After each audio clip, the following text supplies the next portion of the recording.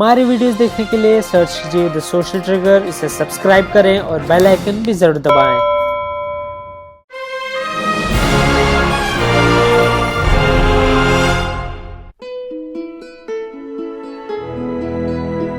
नमस्कार दोस्तों, मैं Shivam Bajaj the social trigger के एक और नए एपिसोड में आप सभी का स्वागत करता हूं। तो आज की इस वीडियो में हम बात करेंगे चाइना के उन तरीकों के बारे में जिससे वो ग्लोबल डोमिनेंस बनाए रखने पर सक्सेसफुल रहा है अभी तक। हम बात करेंगे कैसे हमारे इंडिया के लिए बॉयकॉट चाइना जैसे मूवमेंट्स इफेक्ट कर रहे हैं और किन किन तरीकों से इफेक्ट करते हैं। तो चलिए स्टार्ट करते हैं इस वीडियो को। लेकिन इस वीडियो को स्टार्ट करने से पहले अगर आपने इस चैनल को सब्सक्राइब नहीं किया है तो फटाफट इस चैनल को सब्सक्राइब करें और बेल आइकन दबाना बिल्कुल ना भूलिएगा। तो चलिए शुरू करते हैं इस वीडियो को।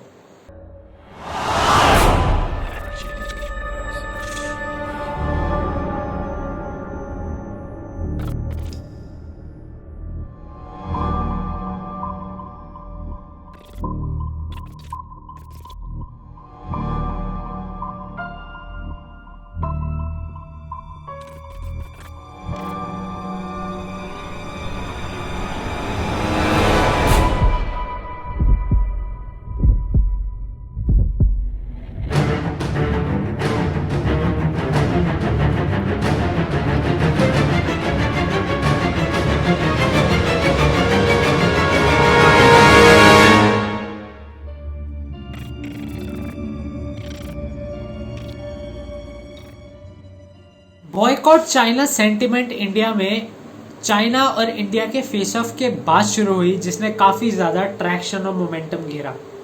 सोनम वांगचुक जैसे काफी इन्फ्लुएंसर्स, डिजिटल इन्फ्लुएंसर्स ने इसके खिलाफ अपनी अपनी बात भी कही और इसके खिलाफ आवाज भी उठाई। चाइना इस बात से फेमस रहा है कि वो कैसे अलग अलग कंट्रीज में खुद को इंक्लूड कर रहा है, इंट्रूड कर रहा है, कैसे वो खुद कंट्रीज में बॉर्डर के रास्तों से घुस रहा है। वो अलग बात है कि चाइना में घुसना उनकी डिक्टेटरशिप पॉलिसीज के स्ट्रिक्ट अगेंस्ट है, तो चाइना में घुसना बिल्कुल ही नामुमकिन है। चाइना की इंट्रूजन पॉलिसी इतनी ऐसी है कि वो सिर्फ एक टाइम पर एक कंट्री पर ही नहीं घुसता है, इंट्रूड करता। जिस टाइम पर इंडिया चाइना का फेस ऑफ चल रहा था लद्दाख में, उसी टाइम पर चाइना ने ताइवान में एयर स्पेस के थ्रू भी इंट्रूड करने की कोशिश करी। चाइना की डेट ट्रैप डिप्लोमेसी, चाइना की डंपिंग स्ट्रैटेजी, चाइना का जानबूझकर करेंसी को डीवैल्यू करना और चाइना की फोर्स्ड टेक्नोलॉजी ट्रांसफर यानी एफटीटी, ये सारी चारों चीजें ऐसी हैं, चारों पॉलिसीज ऐसी हैं जिससे पूरी दुनिया भर में ये ग्लोबल डोमिनेंस बनाने में सक्सेसफुल रहता है। ऐसे चाइनीज टॉयज को इंडिया में चाइना इतनी आसानी से डंप कर रहा है कि यहाँ के लोकल मैन्युफैक्चरर्स को काफी हद तक नुकसान पहुंचा रहा है, लेकिन वो कुछ ना करने पर भी मजबूर है। अभी हाल ही में चाइना ने एक बहुत ही इम्पोर्टेंट मेडिसिन या ड्रग इंडिया में डंप करना भी शुरू कर दिया है। इससे इंडियन फार्मास्यूटिकल कंपनीज को भी नुकसान पहुंच रहा है। इस पूरे प्रोसेस में, डंपिंग के प्रोसेस में फायदा सिर्फ और सिर्फ चाइनीज इकोनॉमी या चाइना की कम्युनिस्ट पार्टी को है और इंडिया का तो सिर्फ नुकसान है। चाइना में बिजनेस करना केवल आज की तारीख में ही नहीं, पहले से ही काफी हद तक नुकसानदेह है। इसके बारे में खैर हम आगे बात करेंगे, लेकिन पहले एक नजर जरा गेमिंग इंडस्ट्री पर भी डालते हैं। Gaming industry capital of the world China को उनकी टेंसेंट टेक्नोलॉजीज या टेंसेंट गेम्स के कारण से कहा जाता है। टेंसेंट गेम्स एक ऐसी चाइनीज गेम डेवलपर फर्म है जो पूरी दुनिया भर में फेमस गेम्स के थ्रू अपना डिजिटल स्पाइंग के मॉडल से इंट्रूड करने में सक्सेसफुल रहती है। हालांकि इसी टेंसेंट टेक्नोलॉजीज का पूरी दुनिया भर में 50% से भी ज्यादा ग्लोबल गेमिंग इंडस्ट्री में मार्केट शेयर होने के कारण से पबजी और कॉल ऑफ ड्यूटी मोबाइल जैसे गेम्स के थ्रू डिजिटल स्पाइंग के तरीके से ये नजर रखता है। चाइना के हिसाब से वर्ल्ड लीडर्स की रेस में वो किसी से भी पीछे नहीं है, चाहे वो लोकल मैन्युफैक्चरर्स हो, चाहे वो वहाँ के लोकल गुड्स एंड सर्विसेज हो, चाहे वो एक्सपोर्ट हो, चाहे वो बिजनेसेस हो। चाइना इन सब मामलों में खुद को इंट्रूड करता रहा है। आपसे कुछ देर पहले एक बात कही थी कि कैसे चाइना में बिजनेस करना आपके बिजनेस के लिए बहुत ज्यादा हानिकारक है। अब मैं आपको बताता हूँ कैसे।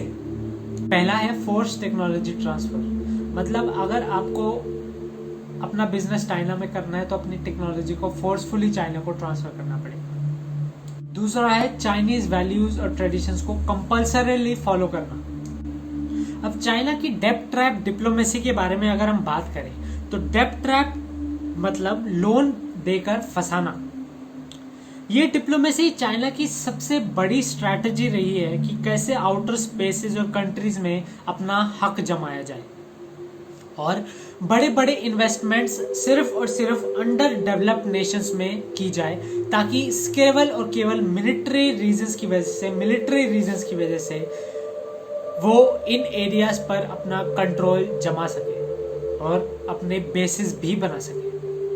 कैसे चाइना महाराष्ट्र में अपने ग्रेट वॉल मोटर से $1 बिलियन के डेब्ट ट्रैप की तरफ इंडिया को बढ़ा रहा है। चाइना अपने इसी पावर और कंट्रोल और हक जमाने के तरीके को पूरी दुनिया भर में BRI यानी बेल्ट एंड रोड इनिशिएटिव का नाम देता है। इसी BRI से वो अपनी इकोनॉमिक ग्रोथ बढ़ाने के लिए कैसी बाकी कंट्रीज को सिर्फ और सिर्फ फंसाता आया है लोन्स देकर। केवल और केवल अंडर डेवलप्ड कंट्रीज और डेवलपिंग कंट्रीज में world class projects, world class level के इंफ्रास्ट्रक्चर्स क्रिएट करता है, बनाता है, लेकिन जब वो कंट्री रीपे नहीं कर पाती तो वो लैंड चाइना खुद प्रोक्योर कर लेता है। यही एक इनिशिएटिव है चाइना जिसको BRI के नाम से चाइना जानता है। इसी BRI इनिशिएटिव को मार्शल प्लान भी कहा जाता है।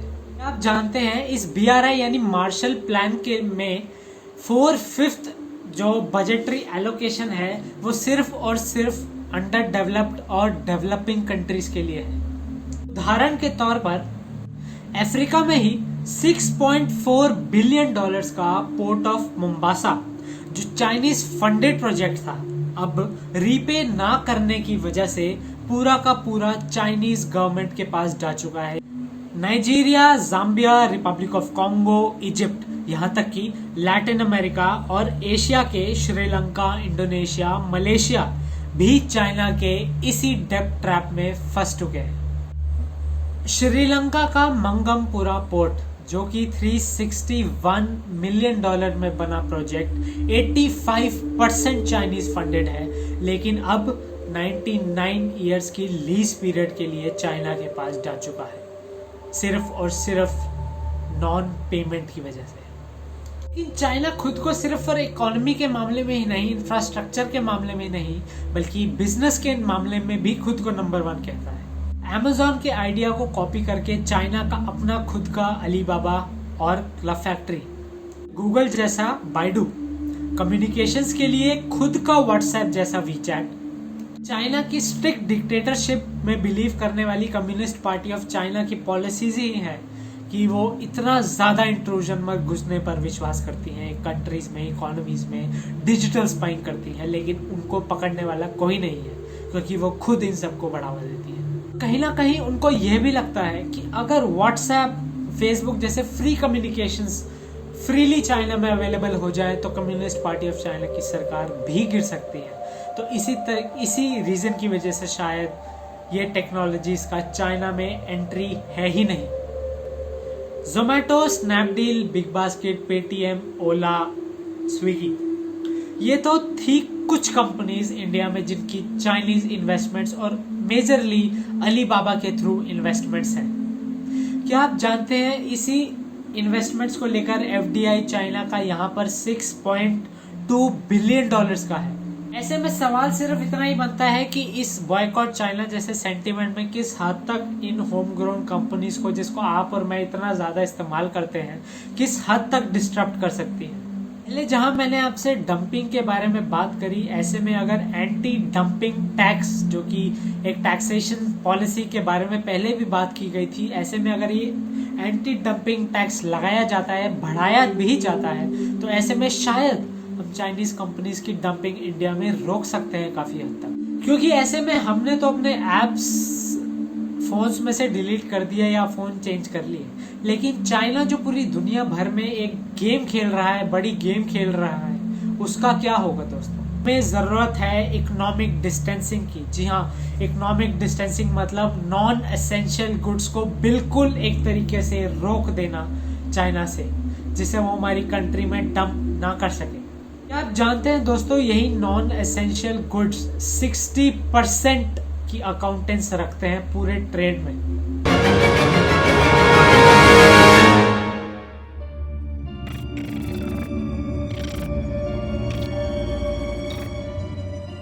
तो दोस्तों ये थी मेरी एक वीडियो। उम्मीद है आपको ये वीडियो पसंद आया। इस वीडियो के थ्रू मैं आपको बताना चाहता था कि कैसे चाइना अपने पॉलिसीज के थ्रू सारी कंट्रीज में ही अपना डोमिनेंस बनाए रखना चाहता है, और क्यों चाहता है ये भी मैंने आपको बताया इसी वीडियो के थ्रू। उम्मीद है आपको कुछ नॉलेज तो ज़रूर मिली होगी, और अगर आप कुछ एक्स्ट्रा ऐड करना चाहते हैं, अगर आपको इस वीडियो में और कुछ और भी पसंद आया हो या आने वाली वीडियोस में देखना चाहते हैं, तो नीचे कमेंट सेक्शन में ज़रूर बताइएगा। और उम्मीद है आपने वीडियो पूरी एंड तक देखी होगी, और मेरे साथ बने रहिए सोशल ट्रिगर में। और तब तक मैं शिवम बजाज मिलता हूँ आपसे अगली वीडियो में। धन्यवाद।